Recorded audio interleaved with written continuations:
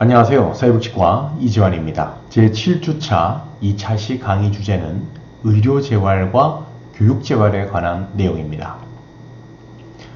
일반적으로 재활의 목표가 장애를 최소한으로 줄이고 장애인의 기능을 최대한 증대시켜 사회에 복귀시키는 데 있으므로 의료재활은 장애인 재활 서비스에 있어서 가장 기초가 되는 재활의 첫 단계라고 할 수 있습니다. 의료재활은 재활을 위해 의료적인 접근 방법이나 의료적인 조치를 취하는 것을 의미합니다. 흔히 장애가 발생하였을 경우 신체적, 정신적, 사회적 또는 직업적으로 사회에서 장애 이전의 상태에 가까운 생활을 할 수 있도록 최대한 기능을 회복시킬 필요가 있습니다. 의료재활은 여러 재활의 과정 중에서 가장 기초적이고 필수적인 과정으로 장애의 중증화를 막을 수 있는 중요한 재활 영역에 해당합니다. 의료재활은 장애인들이 가장 필요로 하는 영역임과 동시에 장애인의 사회통합을 촉진시키기 위한 필수적인 분야라고 할 수 있겠습니다.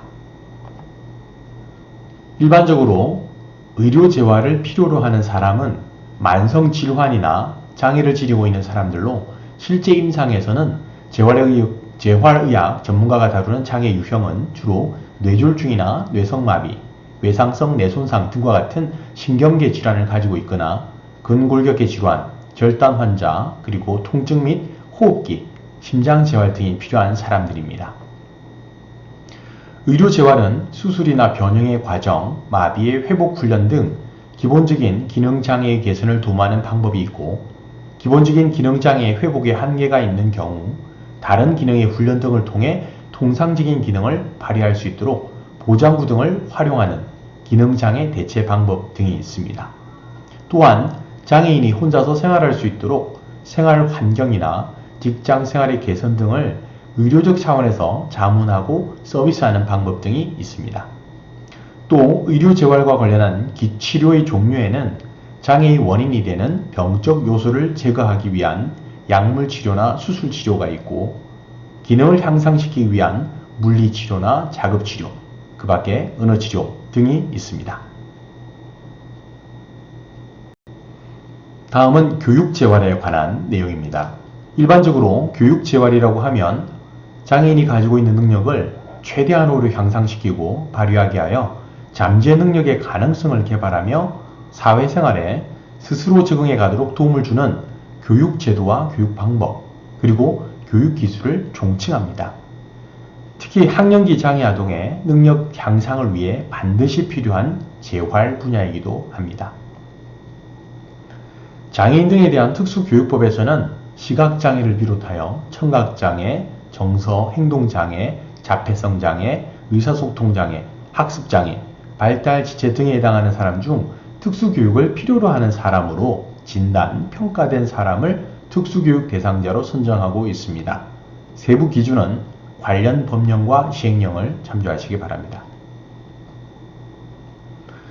일반적으로 장애인이 가지고 있는 특성에 맞추어 교육 내용이나 방법이 특수한 성격을 띠는 것을 특수교육이라고 합니다.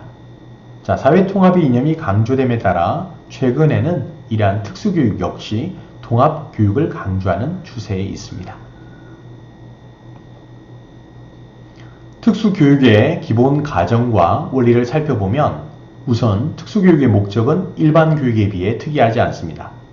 하지만 교육의 방법은 일반 교육과는 다릅니다. 또한 특수교육은 여러 영역의 전문가들의 관여가 필수적이므로 종합적인 노력의 소산이라고 할 수 있겠습니다. 이 밖에도 특수교육은 많은 보조 서비스를 필요로 하고 특수교육의 과정은 선별과 진단, 교수, 평가 등 4가지 요소로 구성됩니다. 그리고 될 수 있는 한 일반 학급에서 일반 아동과 함께 교육하는 통합교육을 지향합니다. 다만 이를 위해 전제되어야 할 것은 장애인 당사자에 대한 개별화된 학습, 그리고 융통성 있는 교육 프로그램과 물리적 환경의 개선 등이 무엇보다 필요합니다. 특수교육 대상별 교육 내용을 살펴보면 최근 특수교육 경향 중에 하나는 조기 교육을 강조하고 있습니다. 특히 시각장애인인 경우에는 더욱 필요한 부분입니다. 학령 전에 가정이나 유치원 등에서 지도해야 할 부분은 언어 발달 지도라든가 보행 지도, 일상생활 기술 훈련과 사회적, 정서적, 신체적 발달 등에 관한 사항입니다. 청각장애인의 경우 비장애인과의 이중문화에서 겪는 소외와 갈등, 그리고 의사소통의 어려움에서 오는 인간적 신뢰감과 공감의 이해 결여 등으로 인한 애로사항을 가지고 있습니다.